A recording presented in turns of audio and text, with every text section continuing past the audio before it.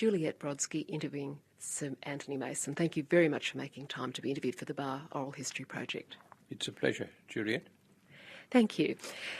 We will be taking a look at your career, both at the bar and then subsequently, but I would like to start with your earliest years and to learn a little bit more about your antecedents and your family. Now, are you or were you the first lawyer in your family, or had you had lawyers prior to you?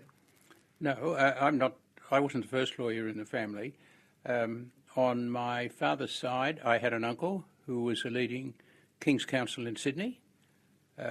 He died around about 1946, 1947, but I saw a good deal of him in my youth when I was a child, because he lived very close to our place in Darling Point, Sydney.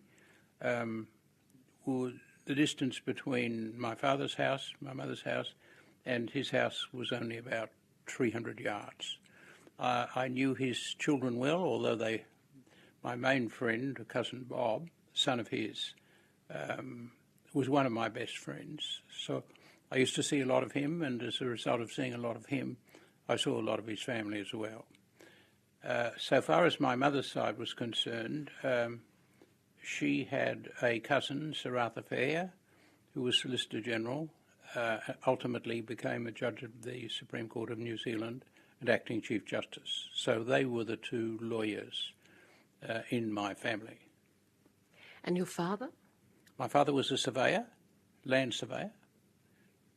I was interviewing someone not long ago who had an interesting story about a land surveyor that was related to her, who named all his streets after his relatives.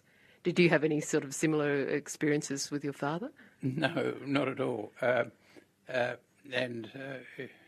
he been a surveyor earlier, he might have influenced the naming of the streets in Mossman, because most of the streets in Mossman are named after famous Australian cricketers, or in our section of Mossman at any rate.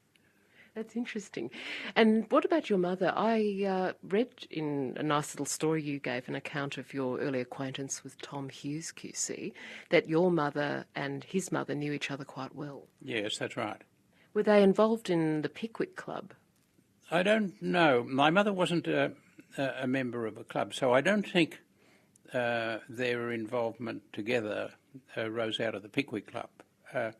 I think their involvement probably arose out of the fact that my mother was Roman Catholic, the Hughes family were Catholics, and many of my mother's friends were Catholics, and I think in that milieu the Hughes family and my mother became acquainted with each other. You write here in this account that your first introduction, if you like, to Tom Hughes was by no means a favourable one, because your mother was comparing you not so favourably with the behaviour of young Tom. Well, I'm not sure that she was comparing me unfavourably. She was holding up Tom as a role model to which I should aspire. And I didn't react particularly well to that. He was a well-behaved boy who was passing around the sandwiches. Yes, although there's an element of exaggeration in that on my part. It's probably a somewhat mean remark to make. What kind of little boy were you? They tell me I was difficult, very difficult. Highly strung was a word that was an expression. Easily upset? Probably, yes. Probably easily upset. It's probably true to say that I had tickets on myself too. I thought I was rather smart. In particular areas or subjects at school? Yes, I always did well at school, and generally across the board. But I was better at languages, English, history, languages, classics, that sort of thing, than I was at mathematics. So is that why you had tickets on yourself, or was it more because you had a good grasp even then as a child of how different people behave with each other and you learned to negotiate with different people? Partly that, I think. But coming back to your earlier question, I think you'll find somewhere in the speeches I gave you that my wife's remark on first meeting me was to her employer, Ken Asprey, the silk with whom I read, or one of the two silks with whom I read, that she thought I was a smart aleck. And so what I've told you is, in a sense, a reflection of that type of judgment. You went to cross paths again for some years with Tom Hughes. He went to Riverview and you went to Sydney Grammar. That's right. It was always expected you would go to Sydney Grammar, wasn't it? No, that's not quite right.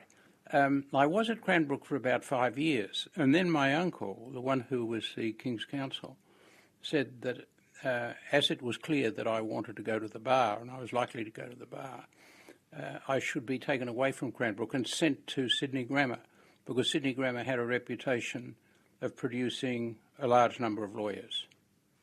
And it was for that reason I was taken away from Cranbrook and sent to Sydney Grammar.